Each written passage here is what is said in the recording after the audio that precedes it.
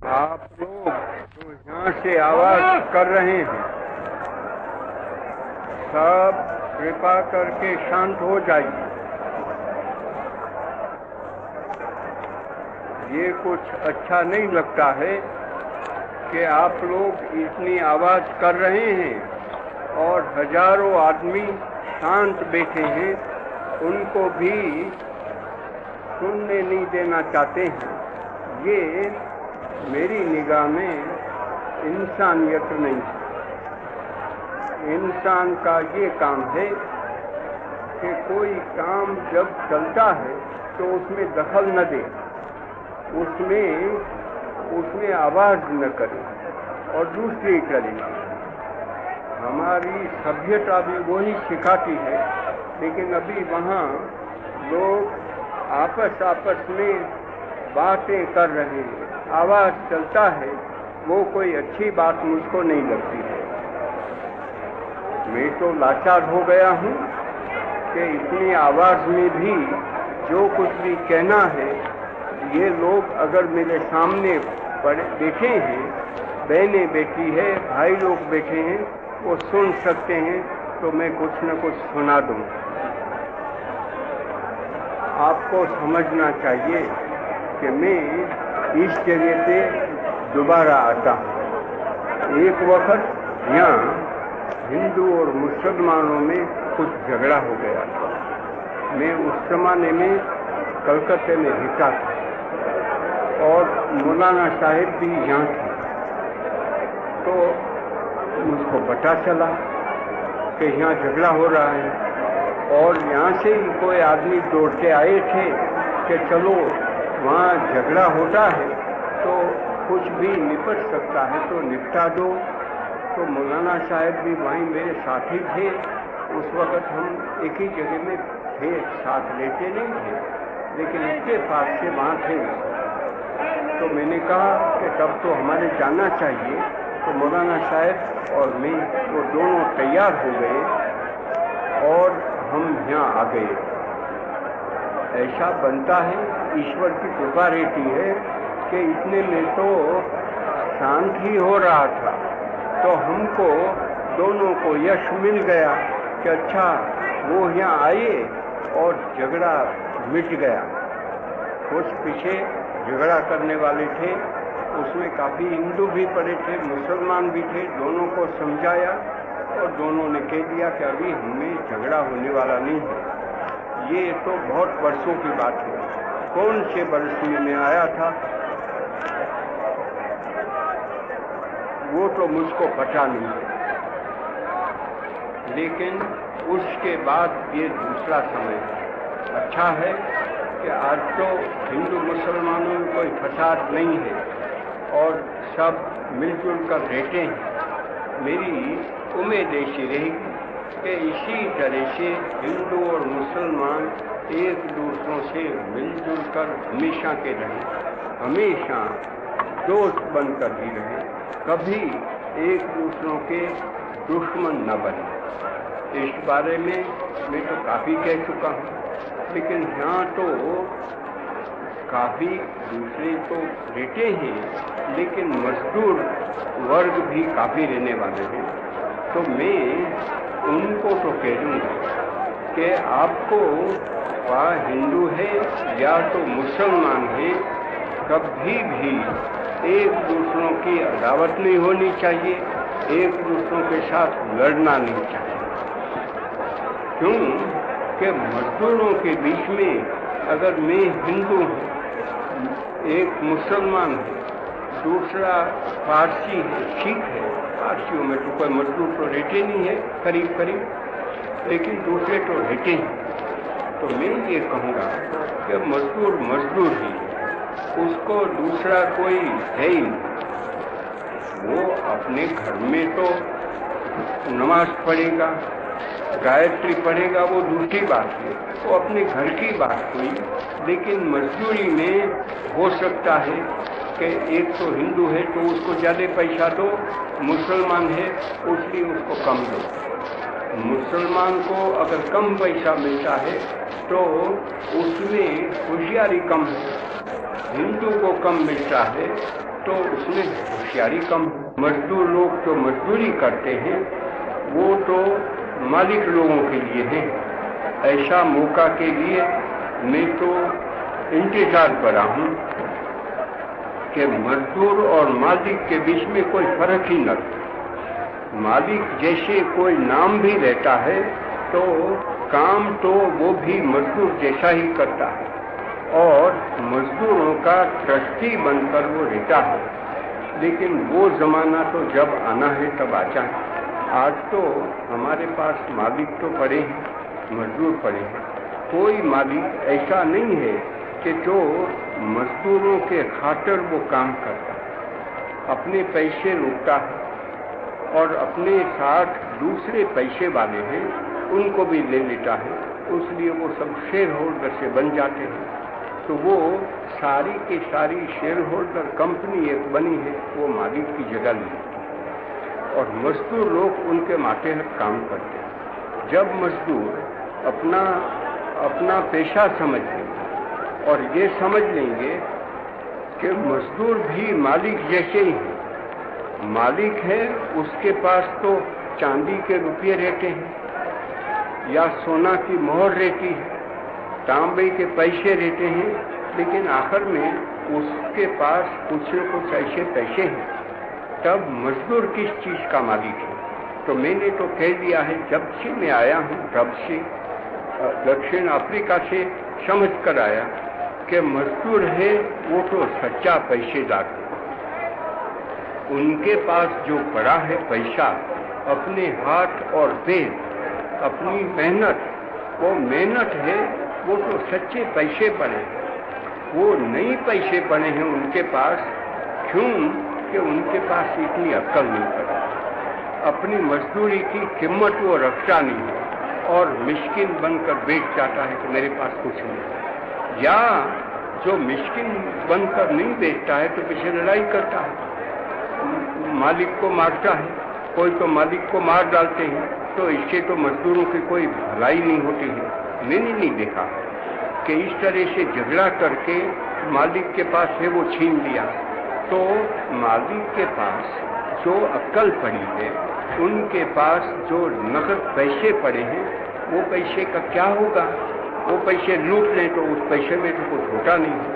इसलिए मजदूर को जब पूरी समझ आ जाएगी तब मजदूर समझ लेगा कि मैं जो काम करता हूँ उसकी कीमत तो बहुत ज़्यादा है, लेकिन मालिक काम करता है तो दूसरों को पैसे, उसके पास 1 रुपया है उसको भी मिला लेता है। तो जब करोड़ रुपये इकट्ठे हो जाते हैं, एक थैली में पड़ते हैं, तब उसकी कीमत बढ़ती है।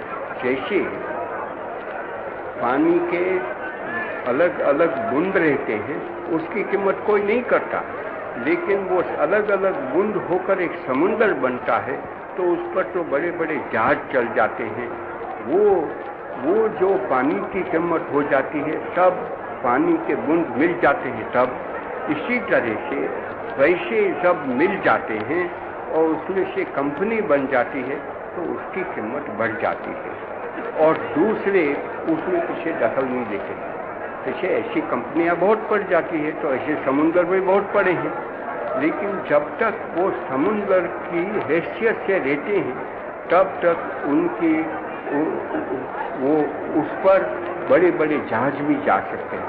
इसी तरह से अगर मजदूर लोग समझ जाएं कि हमारी मजदूरी है, उसको भी हम इकट्ठे करेंगे। एक मजदूर जाता है तो वहाँ दूसरा मजदूर मेरे वहाँ आता है, माना कि मैं मालिक हूँ, और वो कहता है कि भाई मैं आपका काम 14 आना में कर दूंगा, आपका जो मजदूर है वो तो 1 रुपया में करता है, और माना कि मैं बदमाश मालिक हूँ तो मैं ये करता हूँ तो मुझको 14 आना में मजदूर मिल जाता है तो मैं 1 रुपया क्यों दूँ? तो इसलिए 1 रुपया वाला मजदूर है वो भगा देता हूँ मैं, और पीछे 14 आना में जो काम करता है उसको दे देता हूँ। अगर मजदूर सब समझ जाएं कि हमारी सब की एक ही कीमत होने वाली, कोई भी मजदूर को ले लो तो उसको कोई फुसला नहीं सकता है मालिक, उसको न ज़्यादा देकर फुसला सकता है और अपने ओर लाता है, न कम देकर जो ज़्यादा पैसा लेने वाले हैं उसको हटा सकता है। ऐसे जब मजदूर, वो तो कोई बड़ी उसमें अक्ल नहीं चाहिए कि तब वो मालिक सा बन जाता है और मालिक को पीछे दरकार रहती है, उसको खुशामद करनी पड़ेगी। मैंने ऐसे मालिकों को देखा है कि जो मजदूरों की खुशामद करते हैं, क्या आप मेरा काम चला दीजिए, न चलाए तो वो क्या सांचा चलाएगा, वो तो पैसा निकाल सकता है, उसको पता भी नहीं है कि उसका इंजन किस तरह से चलता है और किस तरह से नहीं। इसलिए मैं कहूँगा कि एक इंजीनियर है वो भी मजदूर है, और जो हाथों से काम करने वाला है वो भी मजदूर है। वो सब अगर मिल गए तो झगड़ा पीछे हो नहीं सकता, और मारपीट करने की तो कोई बात ही नहीं रहती है, उसमें कोई गुंजाइश रहती नहीं है। वो मालिकों के साथ फैसला कर लेगा कि आपकी अगर वो पैसे पड़े हैं आपको मुबारक, हमें आपको पैसे नहीं चाहिए, हम दूसरी जगह पे चले जाएंगे, लेकिन हमको जो चाहिए इस तरह से मकान होने चाहिए, इस तरह से हमारे लिए अस्पताल होनी चाहिए, हमारे लड़कों को लड़कियों को सिखाने का इंतज़ाम होना चाहिए, और हमको पैसे चाहिए कि जिस पैसे से हम खाना थोड़ा खा लें, इतना नहीं, लेकिन हमें चावल चाहिए, गेहूं चाहिए, भाजी चाहिए, फल चाहिए, दूध चाहिए। अगर हम मांस खाते हैं तो हमको मांस चाहिए, मछली खाते हैं तो हमको मछली चाहिए, उसके जो पैसे हैं। और कुछ विवाह होते हैं हमारे में, कोई मर जाते हैं, उसमें जो पैसे आते हैं चाहिए, वो सब पैसे हमको दे दो, वो देने के लिए तैयार है तो हम आपके साथ सौदा करते हैं। तो उसका मतलब ये हो गया कि पैसे और मजदूर दोनों मिलकर काम करते हैं, तब मैं कहता हूँ आपको कि सारी दुनिया को हिला सकते हैं। लेकिन उस मजदूरों में पीछे एक कहें कि मैं हिंदू हूँ तो इसलिए मैं हिंदू को ही काम करूँगा, मेरा मालिक है वो हिंदू ही होना चाहिए, मुसलमान है तो कहता है कि मेरा मालिक मुसलमान ही होना चाहिए, उसके लिए काम करूँगा, हिंदू के लिए नहीं करूँगा। तो मैं कहता हूँ कि दोनों मर गए, हिंदू और मुसलमान, और उसमें से कोई जिंदा रहने वाले नहीं है। ये सब जो फिरकानावार हम काम करते हैं, तो एक तो मैंने आपके पैसों की बात की और मजदूरों की, दूसरी बात मजदूरों में वो कहें कि मैं हिंदू हूँ और मुसलमान हूँ इसलिए अलग हूँ, तो वो काम नहीं बनता। जब मजदूर और मालिक एक बन जाते हैं और मजदूरों में कोई ऐसा कि हिंदू मुसलमान पारसी इत्यादि वो नहीं बनती है, तो मैं कहता हूँ कि आप तो चैन से रह सकते हैं, लेकिन दुनिया भी चैन से रहने वाली है, इसमें कोई शक नहीं है। एक तो मैं क्योंकि मजदूरों के का जो हिस्सा है उसमें आ गया हूँ, और मैं खुद तो अपने को मजदूर मानता हूँ, मैं खुद अपने को भंगी मानता हूँ, मेटर मानता हूँ, झाड़ू निकालने वाला मानता हूँ, मैं अपने को दूसरा कोई तरह से देखता ही नहीं। हाँ, मैं हल चलाने वाला बन सकता हूँ, वो तो बना नहीं, मैंने हल तो नहीं चलाई है, कोदारी तो चलाई है, कोदारी के मार्फत से काफ़ी पेड़ भी मैंने बोए हैं, इसलिए मैं नहीं कह सकता हूँ कि मैं एक खेड़ू बन गया या तो मैं हल चलाने वाला बन गया, लेकिन मेरी कोशिश तो ये है इतनी उम्र से भी कि अगर मैं वो भी चला सकता हूँ तो मैं चलाऊँ, कम से कम दिल से तो मैं वो हूँ, तो इसलिए मजदूर हूँ मैं। तो एक मजदूर की हैसियत से मैं मजदूर भाई है, बहन है, हिंदू है, मुसलमान है, सबके साथ बात कर रहा हूँ। एक तो वो बात हो गई। दूसरी बात जो मुझको आपको कहने की है, वो एक नेशनलिस्ट मुस्लिम ने मुझको लिखा है, खासा लिखा है। वो कहते हैं कि आपने कहा है कि नेशनलिस्ट मुस्लिम लीग में शामिल हो जाएं, तो क्या कांग्रेस आजकल सांप्रदायिक संस्था हो गई है? कृपा करके जरा समझा तो दीजिए कि हम लोगों को उम्मीद है कि आप जरूर इस बारे में कुछ तकलीफ करना चाहिए। क्यों कि मेरे पास चंद मुसलमान भाई नेशनलिस्ट है, वो मेरे पास आ गए थे और उन्होंने मुझको पूछा, तो उनको मेरी बात में वो बात सारी मुझको कहनी चाहिए तो बड़ा समय लग जाएगा, लेकिन मैंने उनको सुनाया कि आप लोग तो मुट्ठी भर हैं और मुट्ठी भर मुसलमानों को लेकर मैं इतना बड़ा काम करने के यहाँ आ गया तो बड़ा काम नहीं कर सकता था। इसलिए अगरचे शहीद साहिब वो नेशनलिस्ट मुस्लिम अपने को नहीं मानते हैं, एक वक्त तो थे और कट्टर नेशनलिस्ट मुस्लिम थे। यहाँ आपके डिप्यूटी मेयर थे, तो डिप्यूटी मेयर थे तो वो तो नेशनलिस्ट मुस्लिम की हैसियत से थे। उस वक्त यहाँ सरदार तो देशबंधु दास थे, वो ज़माने की मैं आपको बात कर रहा हूँ। बाद में उन्होंने देखा कि अगर मुसलमानों की मैं खिदमत करना चाहता हूँ और मैं मुसलमान हूँ वो तो मिट नहीं सकता हूँ, तो मुझको लीग में जाना चाहिए। लीग का काम तो बहुत फैल गया, सब मुसलमान लीग में आ गए और लीग की ताकत बढ़ गई। उसकी ताकत बढ़ाने वाला मैं नहीं था। आदमी वो गलती में पड़े हैं, या तो कांग्रेस, वो भी बड़ी गलती करते हैं। लीग को कांग्रेस की मदद क्या चाहिए और कांग्रेस की मदद से लीग क्या बढ़ने वाली थी? लीग बढ़ी क्यों कि उसके पास एक बड़ा बाहोश आदमी आ गया, कायदे आजम जीना, और वो बड़ी अकल रखता है और बहादुरी भी बड़ी रखता है, और उसको किसी के पास से रिश्वत तो खानी नहीं है। उसके पास लाखों रुपये पड़े हैं, शायद मैंने सुना तो है कि करोड़ रुपये उसके पास पड़े हैं, और वो भी अपनी अकल से, अपनी बैरिस्टरी से, वकालत से, और पीछे वो तो एक बड़ा ताजिर था, उसका वो तो सुकूत है, तो वो तिजारत भी अच्छी तरह से कर सकते हैं। जितने पैसे वो कमाए वो पैसों को उन्होंने इधर उधर रख के उसमें से भी काफ़ी पैसे पैदा कर लिए, तो उनके पास तो बड़े महल जैसी तो मकानात भी पड़े हैं। उनको किसकी दरकार थी? उनकी होशियारी से, उनकी बाहोशी से वो लीग बना है जैसा आज है। मैं इससे कोई लीग की खुशामद करना नहीं चाहता हूँ, मैं आपको ये भी कहना चाहता हूँ, और मैं कहता हूँ तो वो तो कायदे आज़म के कानून तक तो वो चली जानी बात है ना, कि लीग ने कोई गलती नहीं की है, ऐसा मैं नहीं मानता हूँ। काफ़ी गलतियाँ की है, लेकिन आज मैं उस गलतियों की कथा सुनाकर क्या करने वाला था? मैं तो इतना समझ गया हूँ कि गलती की नहीं की, कुछ भी किया, लेकिन कांग्रेस और लीग और उसमें के साथ सिख, वो तीनों मिल गए, तब तो ये पाकिस्तान बना। अब पाकिस्तान बना तो अभी झगड़ा तो मिट गया, तो उनकी जो बाहोशी है वो बाहोशी का हमको इस्तेमाल करना चाहिए। तो मैं कहता हूँ नेशनलिस्ट मुस्लिम को भी वो बाहोशी को आप फेंक न दें, ऐसा न माने कि लीग कोई चीज़ नहीं है। लीग बहुत बड़ी चीज़ है। अगर कांग्रेस बड़ी है तो कोई ऐसा कहे मुझको कि कांग्रेस को तो उसने बनाई, लॉर्ड डफरिन में बनाई, या तो किसी लॉर्ड ने बनाई, या तो अंग्रेजों ने बनाई, तो मैं कहूँगा कि अंग्रेज बेवकूफ़ है। कांग्रेस इससे क्या बनने वाली थी? कांग्रेस बनी है क्योंकि कांग्रेसियों ने बड़ी कुर्बानी की, बड़ी होशियारी बताई, उस्तादी बताई।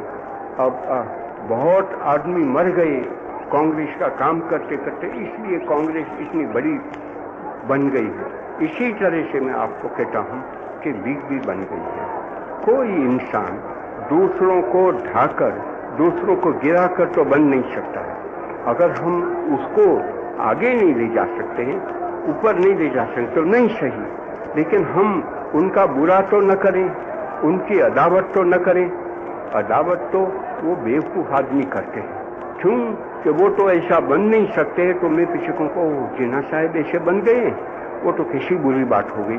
मैं तो बनने के लायक नहीं हूँ, मेरे पास वो बैरिस्टरी नहीं है, मेरे पास वो तिजारत नहीं है, मेरे पास वो अक्ल नहीं है, और पीछे मैं उनकी अदावत करूं तो मैं कहूँगा कि मैं पहला नंबर का बेवकूफ़ हो जाता हूँ। इसलिए मैं मेरे नेशनलिस्ट मुस्लिम भाइयों को कहना चाहता हूँ कि वो अपना नेशनलिस्ट गमा न दें, नेशनलिस्ट रहें और लीग में चले जाएं सब। या तो एक भी मुसलमान है, मेरे तो ऐसे काफ़ी मुसलमान दोस्त पड़े हैं जिनको मैंने कभी नहीं कहा कि आप लीग में चाहिए या तो कांग्रेस में आइए। कांग्रेस में आने का भी नहीं कहता हूँ। क्यों?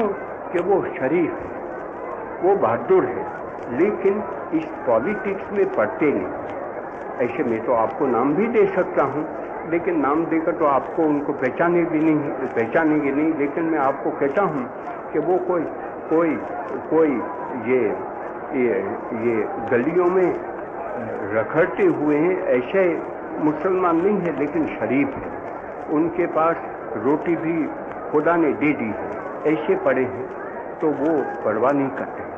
वो तो इतना ही समझते हैं कि हम तो शरीफ मुसलमान हैं, अच्छे हैं, कुरान शरीफ पढ़ने वाले हैं, नमाज पढ़ते हैं, तो हम तो दोनों की खुशामद करेंगे, दोनों को राजी रखेंगे, दोनों का हम तो भलाई चाहने वाले हैं। ऐसे मुसलमान मेरे पास काफ़ी पड़े हैं। तो क्या मैं उनको फेंक देता हूँ? क्योंकि मैं उनको न कांग्रेस में आने देता हूँ, न लीग में जाने का उनको कहता हूँ। वो खुशी से जा सकते हैं, लेकिन मैंने कभी उसको ऐसा नहीं कहा कि आप लीग में तो जाइए। लीग में जाकर वो बेचारे क्या करने वाले थे? उनको खुदा ने वो ज़हन नहीं दिया है कि जो पॉलिटिक्स में काम कर सकता है। ऐसे जो लोग रहते हैं, ताजिर पड़े हैं, वो पॉलिटिक्स में नहीं आ सकते। ऐसे मेरे दोस्त ताजिर का भी पड़े हैं जो कभी पॉलिटिक्स में जाने की कोशिश तक नहीं करते हैं। कहते हैं हजूर हम जाकर क्या करेंगे, हम तो मुल्क के लिए पैदा करेंगे, और अगर शुद्ध कोड़ी पैदा करते हैं तो अच्छी बात है। इसलिए वो जैसे बाहर पड़े हैं, इसी तरह से नेशनलिस्ट मुस्लिम बाहर रह सकते हैं। मैं उनको कोई लुभाना नहीं चाहता, लेकिन वो माने कि आज हम ताकत नहीं पा सकते हैं।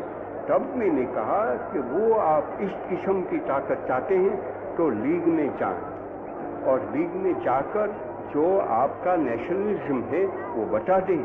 नेशनलिज्म बेचकर लीग में जाना चाहते हैं तो मैं कहूँगा कि आप बेवफा हैं। तब मैं कहूँगा कि आप इस्लाम के भी बेवफा हैं। इस तरह से कोई आदमी जो अपने दिल में एक चीज़ पड़ी है उसको बेच डाले किसी चीज़ में जाने के लिए, वो कोई इंसानियत में नहीं कहूँगा उसको मैं मजहब नहीं कहूँगा। इस तरह से मैंने नेशनलिस्ट मुस्लिम को कह दिया। लेकिन इसमें तो ये पूछा है कि तब क्या अभी कांग्रेस हिंदुओं की बन गई? मेरी उम्मीद है कि कांग्रेस कभी हिंदुओं की नहीं बनेगी। कांग्रेस को जितने हिंदुस्तान में रहते हैं, दुश्मन हो या दोस्त हो, राजा हो या रंक हो, सब की कांग्रेस है, आज तो है और हमेशा के लिए रहने वाली है। जब कांग्रेस ऐसी मिट जाएगी तो कांग्रेस पीछे हिंदू महासभा क्यों न बने? और अब साफ साफ कह दें कि हम हिंदू महासभा बन गए हैं, तो एक बड़ी बुलंद हिंदू महासभा बन सकती है। आज तो कांग्रेस और हिंदू महासभा के बीच में कुछ ऐसा है भी कि सब एक तरह से देखने वाले नहीं पड़े। लेकिन हाँ ये है कि हिंदू महासभा में रहें तो भी कांग्रेस में भी रहें। जैसे मालवीय जी महाराज थे, मालवीय जी महाराज ने कभी कांग्रेस में से निकले नहीं और रहें, लेकिन हिंदू महासभा में भी रहे। ऐसे ही हमारे अन्य साहब, वो भी बड़े हैं, लेकिन वो भी हिंदू महासभा में रहें और कांग्रेस में भी रहें। इसी तरह से मैं कहूँगा कि कोई नेशनलिस्ट मुसलमान अगर लीग में जाता है तो वो कांग्रेस में नहीं रह सकता है। ऐसा कांग्रेस का कानून है, ऐसा मैं जानता नहीं। मैं जब कांग्रेस में काम करता था तब तो मैंने तो ऐसा कोई देखा ही नहीं है, ऐसी चीज़ बनी भी नहीं। लीग में क्यों न जाए, किसी में जाए, लेकिन वो बेवफा न बने। हाँ, कांग्रेस के उससे बेवफा बन जाते हैं और ये कहें कि नहीं अभी तो लीग में चले गए हैं तो कांग्रेस की मुखालिफत करने के लिए, तब नहीं रह सकते हैं, मैं कबूल करूँगा। लेकिन कांग्रेस की वफादारी करने के लिए लीग में चले जाएं और लीग में भी कांग्रेस का ही काम करें तो उनको जाने से रोके तो लीग रोक सकती है। लीग कहे कि आप तो नेशनलिस्ट मुस्लिम है तो उनको कोई थोड़ा छुपाना है, कहना होगा उनको कहाँ नेशनल मुस्लिम हूँ। आप कांग्रेसी हैं? हाँ कांग्रेसी भी हूँ, लेकिन मैं इस्लाम का भी खिदमतकार हूँ, इसलिए मैं लीग में आना चाहता हूँ। क्योंकि लीग के मार्फत से मैं काफ़ी काम करूँगा, अकेला पढ़ूँगा तो नहीं कर सकूँगा, तो मुझको लें। मैं आपसे अर्जी करता हूँ कि आप मुझको ले लें, और वो उनकी अर्जी है, वो कबूल कर लें। कायदे आज़म साहब या तो जो उसमें सेक्रेटरी है वो कबूल कर लें कि आपका भी नाम हम ले लेते हैं, तो वो चले जाए। इस तरह से मैं नेशनल मुस्लिम को कहा कि जाएं, आप जा सकते हैं, लेकिन मैं किसी को मजबूर करना नहीं चाहता हूँ। मैं ये नहीं कहूँगा कि आप नहीं जाएंगे तो आप नेशनलिस्ट मिट जाते हैं, या तो नेशनलिस्ट कम हो, ऐसा तो मैं किसी को कह नहीं सकता हूँ। ये मेरा मुसलमान भाइयों के लिए नेशनलिस्ट जो है उनको कहना है। लेकिन ये उसके साथ साथ कहूँगा कि वो अगर पावर के भूखे कि उनको कोई सत्ता चाहिए, तो न वो नेशनलिस्ट है, कांग्रेसी हैं, न वो लीग के, न लीग में हम रह सकते हैं, या तो कांग्रेस में। अगर हमारे दिल में ये है कि कांग्रेस के मार्फत से हम बड़े बन जाएं, कांग्रेस के मार्फत से कांग्रेस के प्रेसिडेंट बने, हक सबको, लेकिन सब तो प्रेसिडेंट तो बन नहीं सकता, एक ही प्रेसिडेंट बन सकता है। इसी तरह से लीग का, तो लीग में हम रहें तो भी खिदमत करनी, कांग्रेस में रहें तो भी खिदमत करने के लिए, पावर लेने के लिए कभी नहीं। तब तो मैं आपको कहूँगा कि आप कहीं भी रहें, आपकी कीमत है। अगर आप सिर्फ पावर लेने के लिए जाते हैं तो आप कोड़ी के बनने वाले हैं।